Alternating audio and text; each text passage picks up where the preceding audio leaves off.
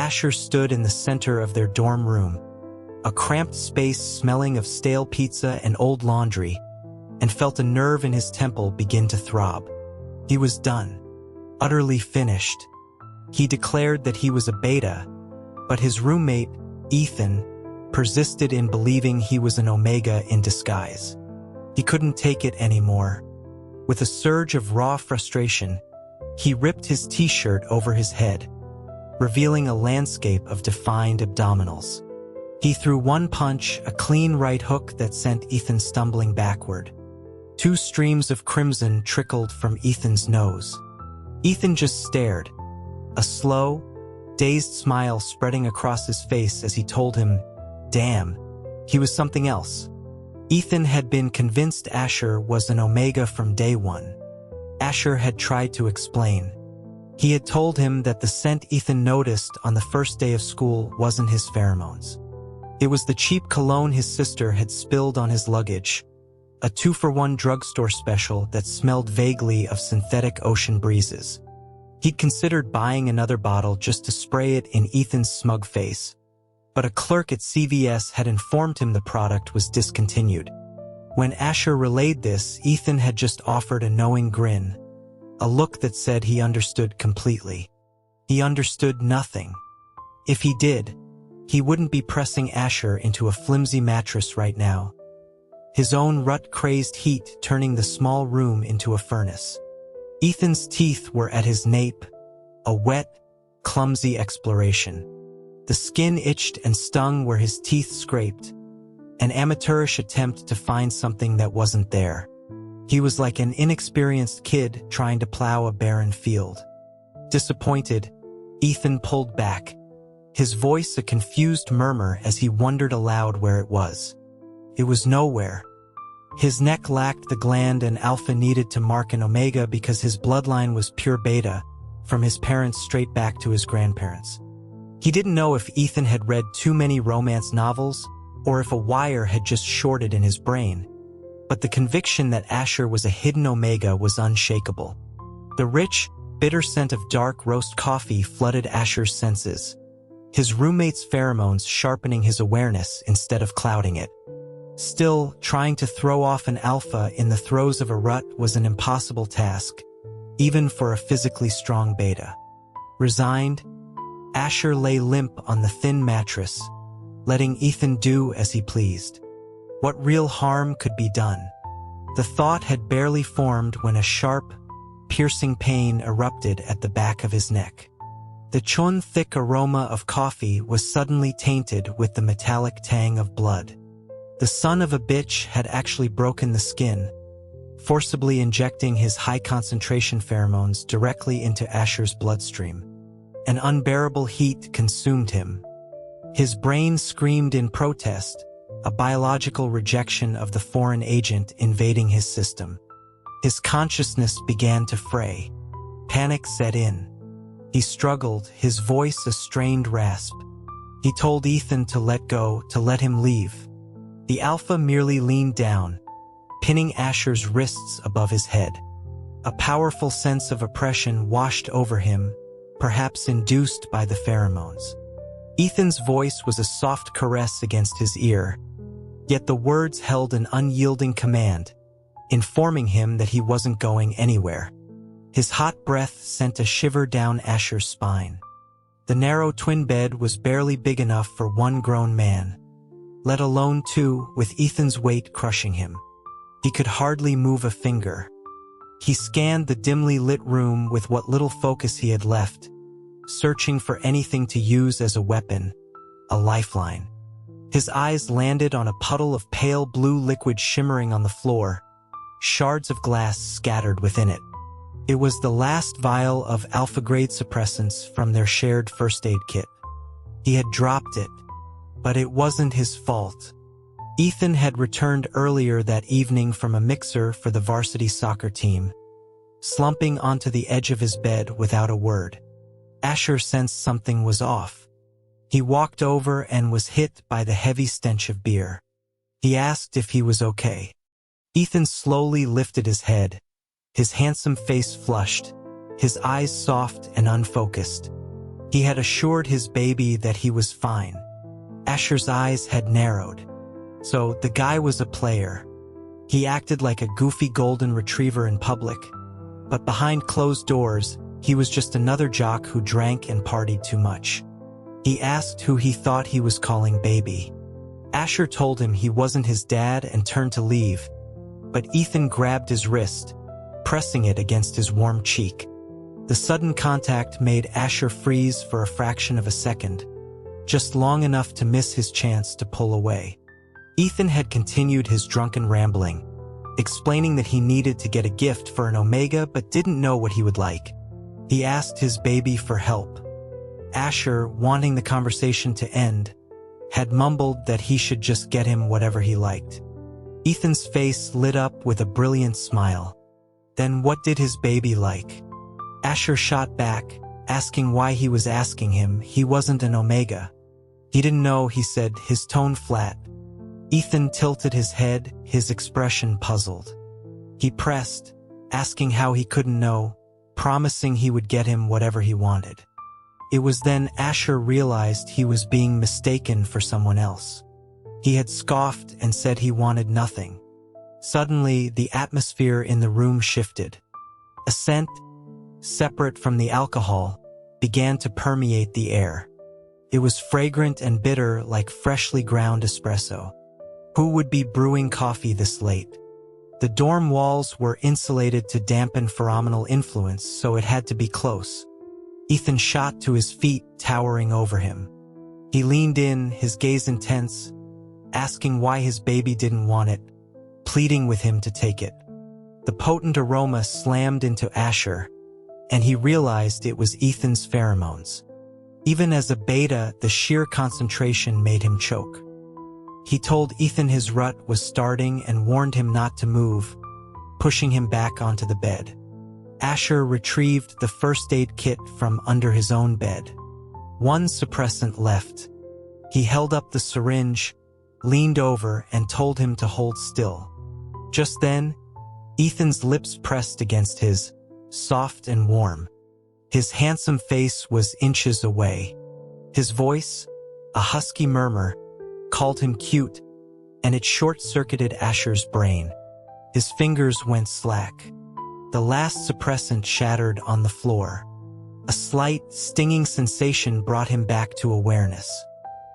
He slowly opened his eyes to find himself cradled in someone's arms. Something soft and wet was gently licking the wound on his neck, while a warm hand roamed across his bare torso. He glanced down. His t-shirt was gone. A cold dread washed over him. He slammed his elbow back. The arms holding him loosened, and he scrambled away. A muffled groan came from Ethan, who was now clutching his ribs. Asher glared at him, asking if his rut was still going. Ethan's dark eyes were downcast as he looked up at him, his voice low and raspy, like a stray dog caught in the rain. He explained it wasn't his cycle, just a stress-induced rut, and it was over. He was sorry. Over? Asher scoffed. He stormed forward, grabbed the collar of Ethan's shirt, and hauled him to his feet. He demanded to know what he was doing then, all the touching and licking. He threatened to cut off his fingers and tongue. His anger mounted, and he drove his fist into Ethan's face. A red, swollen bruise quickly formed on his cheekbone. Sweat beaded on his forehead. His voice weak as he tried to explain. He wasn't trying to do anything, he was checking for injuries. He said he was licking the wound because alpha pheromones could help it heal. He apologized, admitting he was too weak to carry him to the campus health center, and that was the only thing he could think of. He begged him not to be angry. He started to call him baby again, but caught himself. Asher raised an eyebrow, questioning if that was really it. Ethan opened his mouth, but no sound came out. That's when Asher noticed how pale he was. His lips completely drained of color. He reached out and tapped his shoulder. His palm came away damp and cold. Ethan's black t-shirt was soaked through with sweat.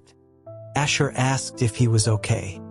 Ethan let out a faint breath, whispering not to worry, that he was fine, before his eyes rolled back and he collapsed.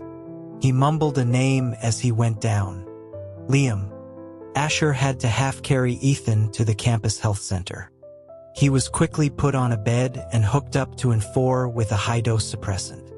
Asher gave a quick blood sample, was told he was fine, and then stood around, bored, watching the nurses move about.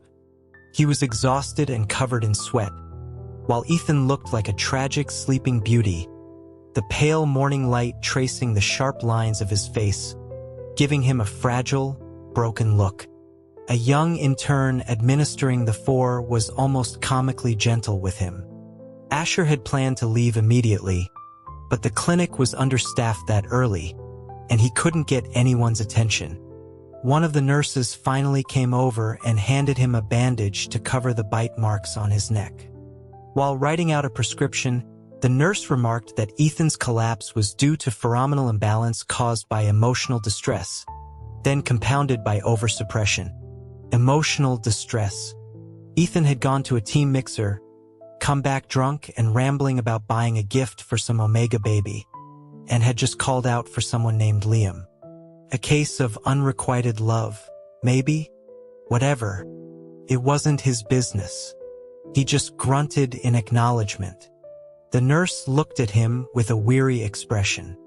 She said that young people needed to learn to communicate properly. Asher was baffled. Communicate about what? What did this have to do with him? The nurse gave him a pointed look, her dissatisfaction clear. Those marks on his neck were from him, weren't they? Asher admitted they were. That's why she was telling them to communicate, she insisted. A little fight could be healthy, but this was hurting themselves. She told him that couples needed to talk, that mouths weren't just for eating. Loving someone in your heart wasn't enough if you never said it. The sentiment was fine, but it didn't apply to them. They weren't a couple. Ethan didn't like him. His breakdown was over an Omega named Liam. But explaining all that was too much effort. He just nodded absently, took the prescriptions, and left. He had a 10 o'clock lecture. After a quick breakfast from a campus food truck, he headed to the hall. The huge amphitheater-style classroom was nearly full, except for the front row, which was completely empty. Someone tugged on his sleeve.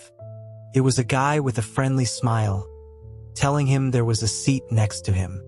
Asher looked down, trying to place the face. The guy must have sensed his confusion and introduced himself as Liam, a friend of Ethan's. They'd met once before in the dorm. A friend of Ethan's. In the dorm. Asher had to admit, despite Ethan's occasional brain-dead moments, he was a genuinely nice guy. A cheerful, optimistic idiot who attracted people like flies. But only one person had ever actually been inside their room. It was near the beginning of the semester. Ethan had been gone for several days and came back completely wasted, barely able to stand, supported by another guy. The guy had said Ethan was in a bad way, drinking his sorrows away, and had given Asher a bottle of electrolyte solution, asking him to make sure Ethan drank it. Asher smiled faintly. So it was him. Liam returned the smile, his eyes casually glancing around as if searching for someone. He asked where Ethan was. Asher considered his words, deciding not to mention the rut, and simply said he was sick. Sick? Liam's eyes widened slightly, his gaze dropping to Asher's bandaged neck. The smile on his face faded. Or was it a rut? Asher felt a prickle of suspicion. He wondered if this guy was a psychology major.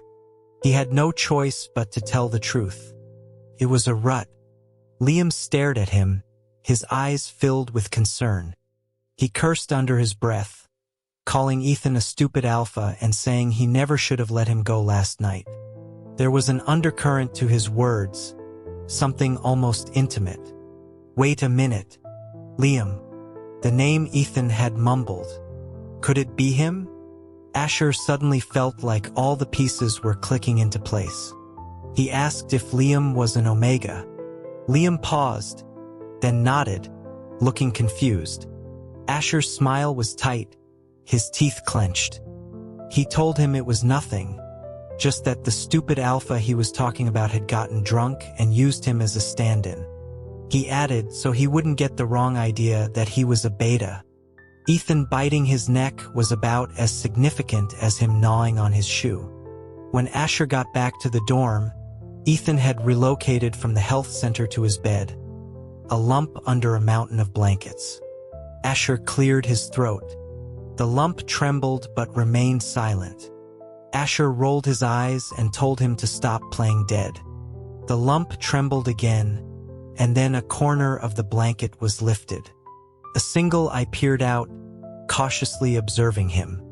The moment their gazes met, the eye vanished, and the blanket was pulled tight again.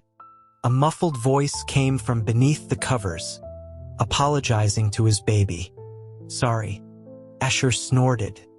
He demanded to know what specifically he was sorry for. For drinking too much, the voice mumbled. And for touching him and kissing him. Asher corrected him sharply, stating that he hadn't kissed him. What he did, that dog-like, non-consensual act, was biting. With a sudden burst of energy, Asher lunged forward and ripped the cowardly, reality-avoiding alpha out from his cocoon of blankets. He grabbed Ethan's collar and shoved his face toward his own collarbone. He demanded that he look at what he'd done to his neck, sarcastically offering to buy him a pack of beef jerky to chew on instead. Ethan blinked, his pale cheeks flushing a strange, feverish red. His Adam's apple bobbed. His darting, evasive eyes suddenly hardened with resolve. He promised, his voice firm, that he would take full responsibility. Asher felt a vision of a messy love triangle, the player, the real love interest, and the unwitting substitute, flash before his eyes. He recoiled, holding up his hands. He refused. His swift rejection seemed to stun Ethan. His eyes, already wide, reddened at the corners, and a deep sadness clouded his features. He looked like he was about to cry, the tears of a manipulator designed to break your heart. Asher was unmoved. He told him that from now on, he was to stop saying he was an Omega. But a tiny, stubborn whisper came from Ethan. "But you are." That was it. Asher's temper flared. He yanked off his shirt, exposing the hard lines of his abs. He demanded to know if he saw this. Ethan's eyes went wide, his voice stammering as he confirmed that he saw it. This solid physique, these strong muscles, were not something a naturally slender Omega could easily develop. Asher jutted out his chin. What did he think? Ethan's voice was full of awe. "Wow, so hot." Asher was about to retort when he heard the door creak open. A voice called his name, asking what on earth he was doing. Someone burst into the room, followed by an angry shout. His RA, Jessica, rushed to his side and grabbed his raised fist, her grip so tight he thought his bones would snap. It hurt. He grimaced, trying to pull his hand free, which only made her grip tighter, her eyes wider than a bull's. Her long, nude-colored nails dug into his skin. She pleaded with him to calm down. He wanted to tell her to calm down.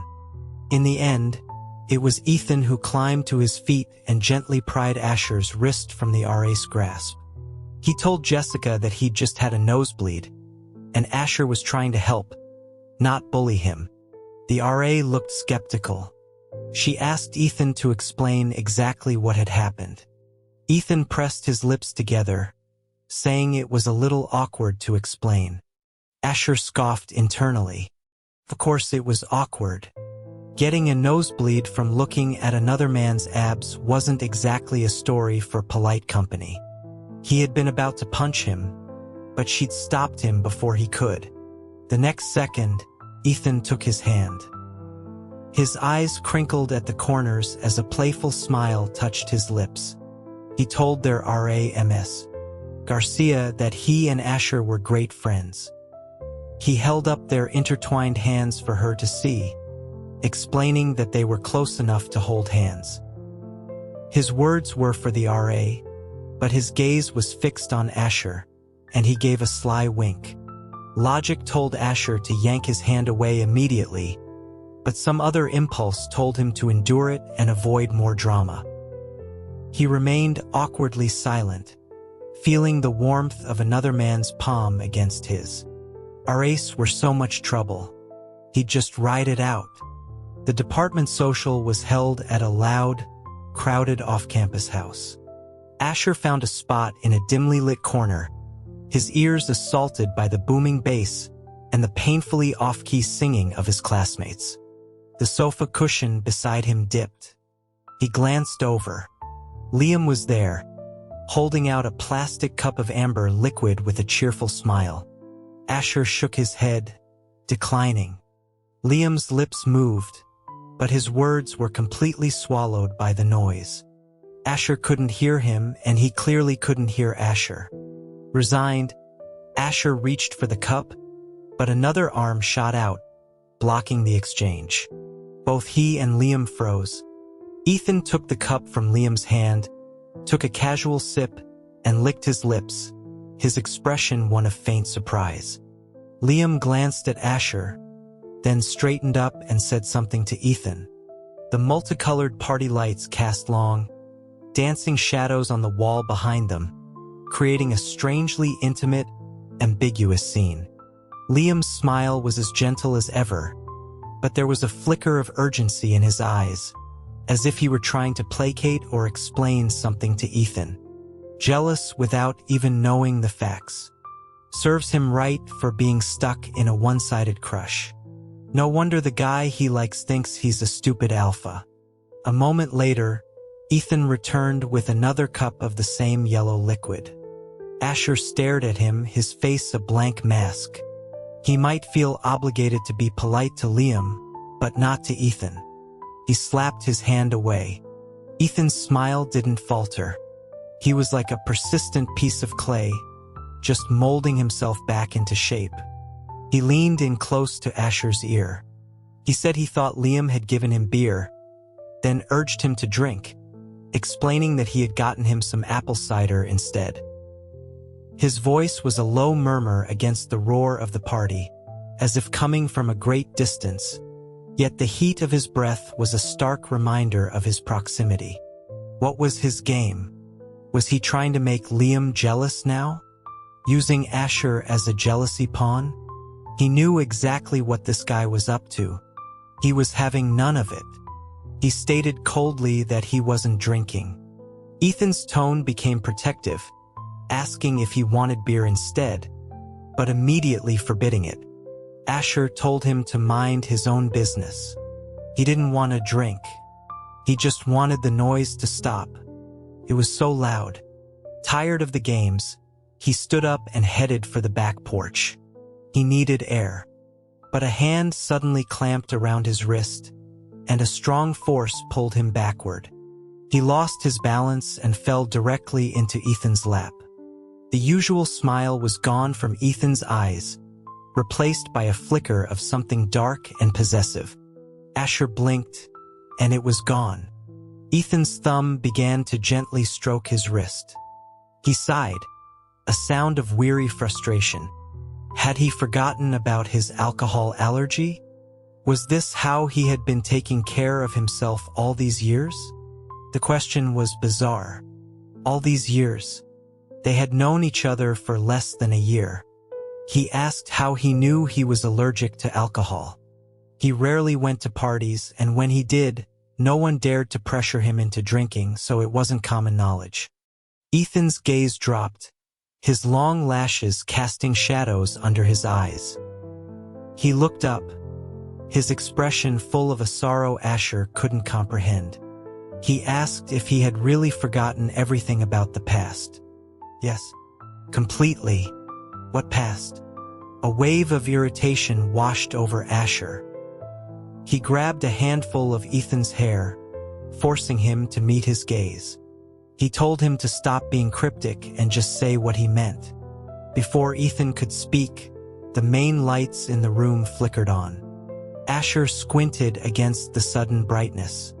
He heard a series of gasps from nearby. Someone whispered, asking if they were dreaming. Asher was sitting on Ethan's lap. The ship had sailed.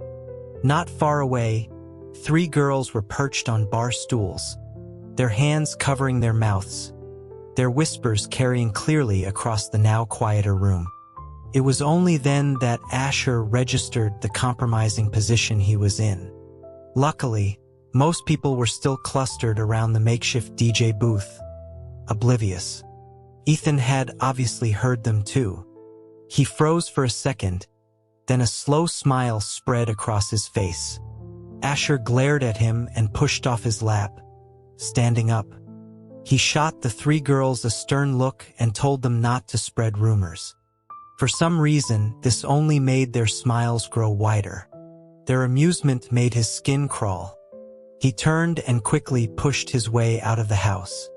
Out on the street, amongst the flow of late-night pedestrians, he stopped and turned to the person who had followed him out.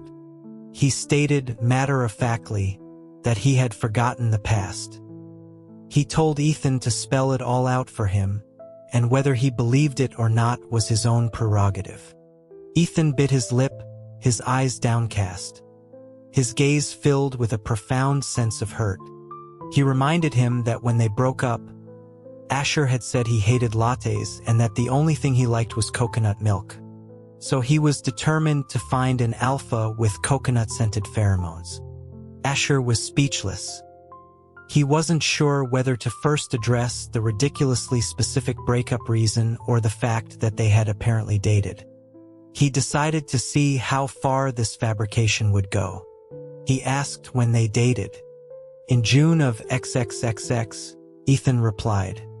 And when did they break up? In August of the same year. 14 years ago. He was 5.5 years old. Asher took a deep breath, telling his fist to remain calm. He already knew Ethan's brain operated on a different frequency. But this was too much. Was he playing him for a fool? He threw a left hook. Ethan swayed, surprisingly dodging the blow. He frantically pulled out his phone, scrolling to a pinned photo in his gallery. He held it out. The picture was old and pixelated, but it clearly showed 2 little boys. One was unmistakably Ethan, his features refined even as a child, his eyes bright and crinkling as the other boy kissed his cheek. The little troublemaker was a Messier affair, with a shock of unruly hair covering his eyebrows, dressed in a white tank top, shorts, and flip-flops. On his left shoulder was a dark, distinctive scar, identical to the one on Asher's own. It really was him. He was stunned. He had no memory of it. His father's job had forced them to move constantly when he was a kid. His life had only stabilized in recent years. He used to say his name was Leo, and Ethan believed him. He said he was an Omega, and Ethan believed him. He said he was going to find someone who smelled like coconuts, and Ethan believed him. Holding on to it for over a decade, to the point where he even questioned Asher's official university health records. He asked Ethan if he was an idiot. Ethan just looked at him with pitiful eyes, saying he just believed he wouldn't lie. Asher sighed. Kids don't lie, but they do talk nonsense. Ethan's lips pressed into a thin line, his thick lashes lowered, hiding the moisture gathering in his eyes. He said it didn't matter if he was lying. He had missed him so much all these years and was so happy to see him again. But he felt like he was always messing up, always making him angry, and that was why Asher didn't want to remember him. He looked like an abandoned puppy, pathetic and desperate, begging to be seen. Asher hadn't expected this piece of ancient history, but they were adults now. It was ridiculous to dwell on things from childhood. A breakup? It was laughable. That's what he said, but Ethan didn't seem to agree. He knew he wasn't dense. He understood what Ethan was implying. They were roommates. He'd forgotten him, was constantly annoyed by him, and even punched him a couple of times. For someone as popular and well-liked as Ethan, it must have been a huge blow to his ego.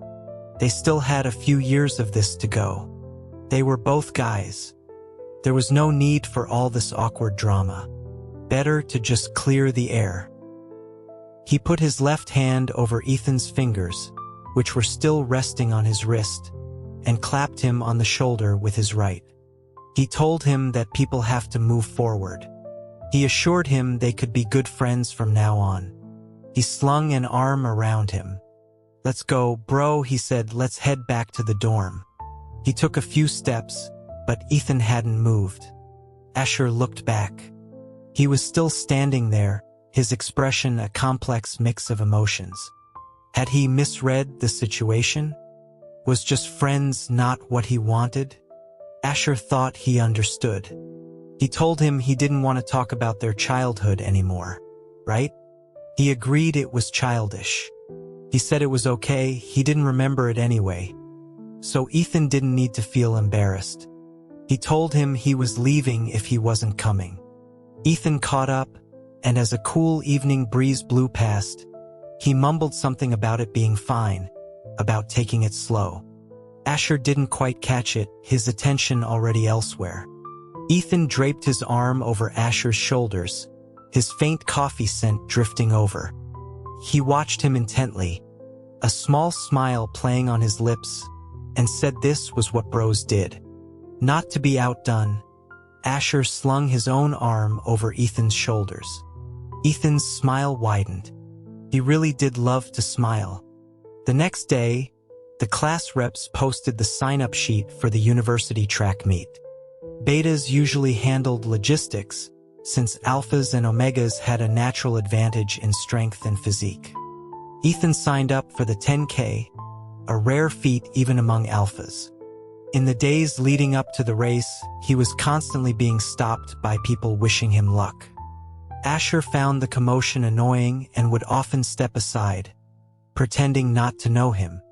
One time, while trying to give him space on a crowded staircase, he misjudged the edge and stumbled. He caught himself, but Ethan, in his haste to grab him, tumbled down the stairs. The good news: nothing was broken. The bad news: he'd sprained his ankle. He couldn't run the 10K, but Asher's conscience wouldn't let him off the hook. On the day of the meet, Asher stood on the starting line, feeling a sense of grim determination. The sun beat down relentlessly. By the second half of the race, he felt like a mindless machine, his legs moving on autopilot. In the last 10 meters, his vision blurred with sweat. He crossed the finish line and his legs gave out. He was about to collapse in front of the crowd, but a strong pair of arms caught him. The crowd seemed to erupt, but the sound faded into a dull roar. He could smell that familiar pheromone scent. All the noise receded like a distant tide. The only things he could hear were his own frantic heartbeat and the steady, strong rhythm of the chest he was pressed against. He wondered if he was about to have a heart attack. Then everything went dark. When he woke up, he was in their dorm room. To be precise, he was in Ethan's bed, nestled in the crook of Ethan's arm. The moment he opened his eyes, Ethan's eyelashes fluttered, and he woke up too. Asher understood. This is what bros did. Ethan ordered food, and they went to pick it up together. On the short walk back from the main gate, a blue-haired alpha with a flushed face stopped them. Asher knew Ethan was tall, athletic, and charming. People of all genders confessed their feelings to him constantly. He stepped aside to wait patiently. However, the blue-haired alpha shifted, blocking Asher's path. He scratched his head, looking shy. He asked if Asher remembered him. He'd been in the lane next to him at the track meet. Asher thought for a moment, then apologized, admitting he didn't. Disappointment flashed in the guy's eyes, but he quickly recovered, saying that now they knew each other. He told Asher he thought he was special for daring to compete with so many alphas and wanted to get to know him, maybe exchange some training tips. Tips. A guy who passed out at the finish line had no tips to give. Asher was trying to think of a polite way to refuse when Ethan stepped in, a smile on his face, and said no. He explained that Asher ran for him. The blue-haired alpha's expression went from disappointed to awkward. He looked at Ethan, confused. Ethan draped an arm over Asher's shoulders. His eyes narrowed, staring down the other alpha with the intensity of a gunslinger in a standoff. The blue-haired alpha pointed at Ethan, then back at Asher. Asher gestured to Ethan and told him he should talk to him. He was a much better runner. The alpha looked at Ethan, then back at Asher, scratching his head again, looking conflicted. He confessed that it wasn't just running he was interested in. He was more interested in Asher himself. He quickly added that he didn't mean to interrupt him and his boyfriend. He just wanted to get his feelings out. He thanked him for listening and then hurried away. A confession? But boyfriend? Who? Asher watched the tuft of blue hair disappear around a corner, utterly perplexed. Where did he get a boyfriend from? Ethan glanced at him, his eyes as dark as deep water, swirling with an emotion Asher couldn't decipher. He suddenly thrust the bags of food he was holding into Asher's arms. He said he needed to go buy something and told Asher to take the food back first. Ethan returned to the dorm empty-handed. Asher asked where the things he bought were. Ethan blinked slowly, avoiding his gaze, and mumbled that he drank it. Asher wondered if he had really been that thirsty on the way back. He didn't think much of it. The food was already getting cold.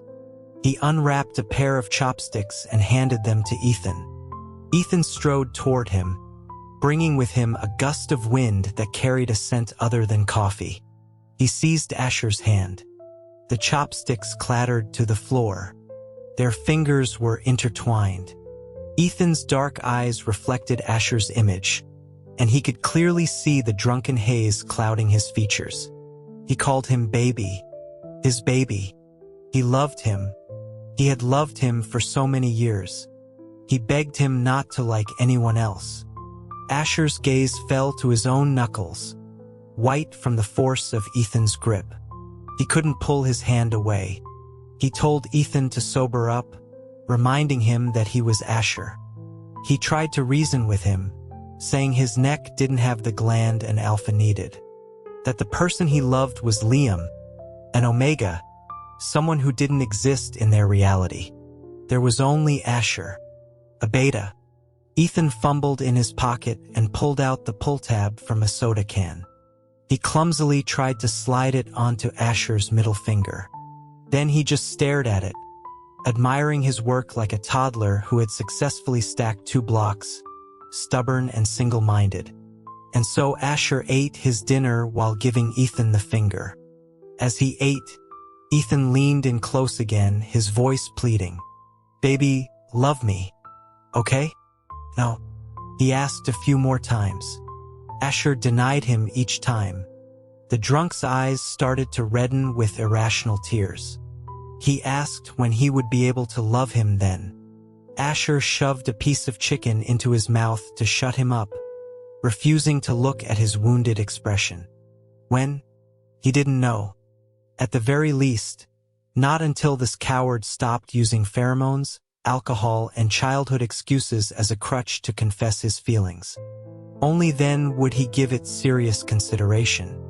A formal rejection or a formal acceptance. But that might be a long, long time from now.